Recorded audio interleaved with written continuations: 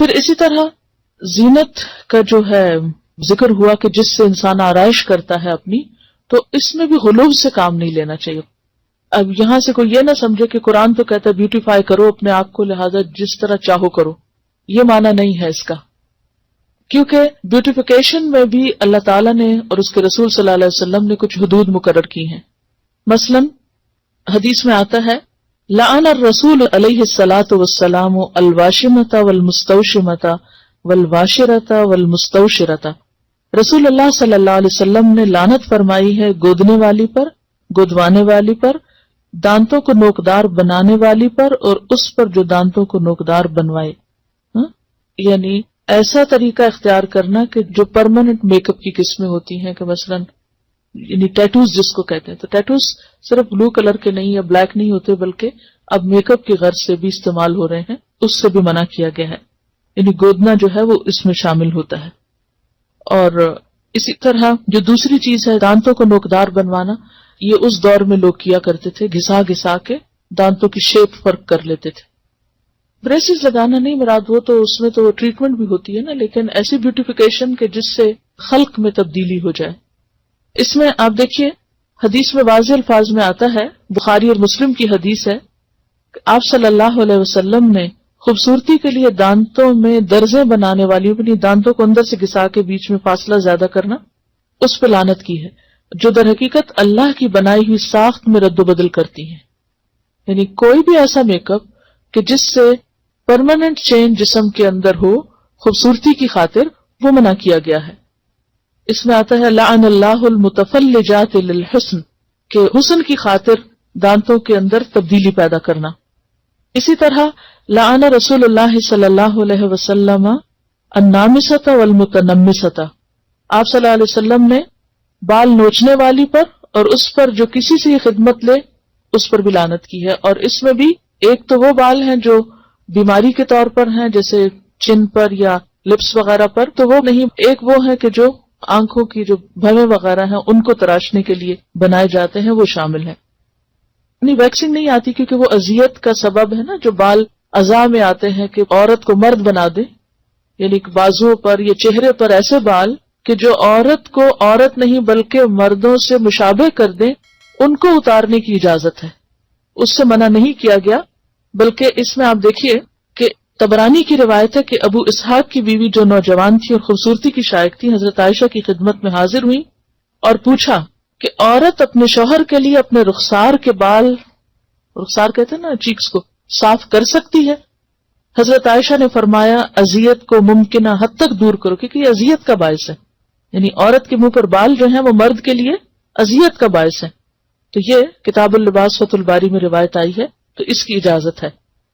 اسی طرح بالوں میں بال جوڑنا جو ہے، جوڑا بنانا یا بالوں کو کسی بھی طرح پیچ کر کے اس میں لگا کے خوبصورت بننا جو ہے وہ بھی منع ہے. حدیث میں آتا ہے، بخاری کی روایت ہے، اللہ تعالیٰ نے بال جوڑنے والی اور جڑوانے والی عورت پر لعنت فرمائی ہے. اور اس میں آپ دیکھیے کہ ان ساری جو احادیث ان میں ایک چیز مشترک ہے، اور وہ کیا ہے؟ لعنت کا لفظ. یعنی اللہ کی رحمت سے دور ہیں ایسے لوگ. ایک اور حدیث میں آتا ہے کہ بنی اسرائیل اس وقت ہلاک ہوئے جب ان کی عورتوں نے ایسے کام کیے.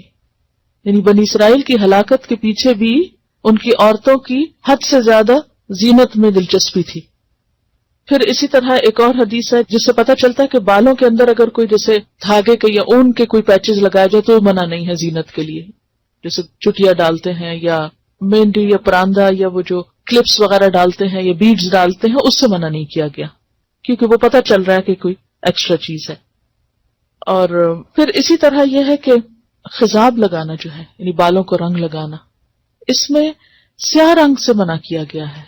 لیکن جو نیچرل کلر ہیں جیسے مہندی ہے یا کوئی بھی نیچرل کلر ہے اس کی اجازت ہے. یعنی بالکل ٹوٹلی کالا کرنا جو ہے وہ منع ہے، مگر کالے کے علاوہ اور رنگ جو ہے ان کی رخصت ملتی ہے. اس میں ہم دیکھتے ہیں کہ واضح طور پر حکم ہے. ابو ہریرہ کی روایت ہے کہ نبی صلی اللہ علیہ وسلم نے فرمایا یہود و نصارہ خضاب نہیں لگاتے، تم ان کے خلاف طرز عمل اختیار کرو. یعنی بال سفید رکھنا پسندیدہ نہیں، ان کو رنگنا زیادہ پسندیدہ ہے. ٹھیک ہے. یعنی بعض لوگوں کا خیال یہ ہے کہ کلر کرنا جو ہے یا خضاب لگانا جو ہے وہ شاید تقوی کے خلاف ہے. تو اس کے برعکس آپ نے کیا فرمایا کہ یہود و نصارہ اس کو نہیں پسند کرتے، کیونکہ ان کے ہاں بزرگی کی علامت کیا ہے کہ اپنے بال وائٹ کر لو. لیکن آپ نے کیا فرمایا کہ نہیں، تم رنگو.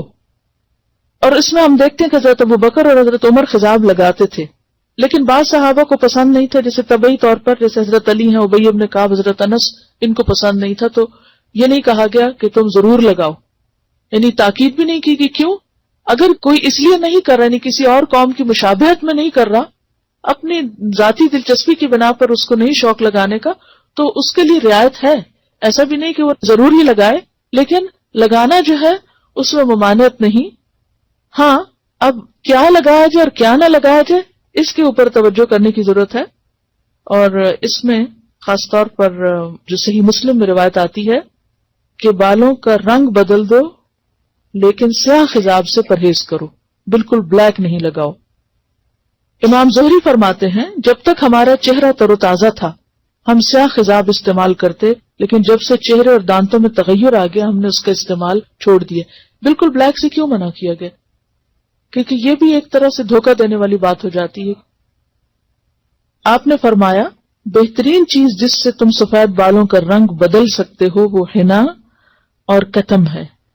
کتم جو ہے یہ یمن کی ایک بوٹی ہوتی ہے جس کا ریڈش بلیک کلر ہوتا ہے، سیاہ مائل بسرخ ہوتا ہے.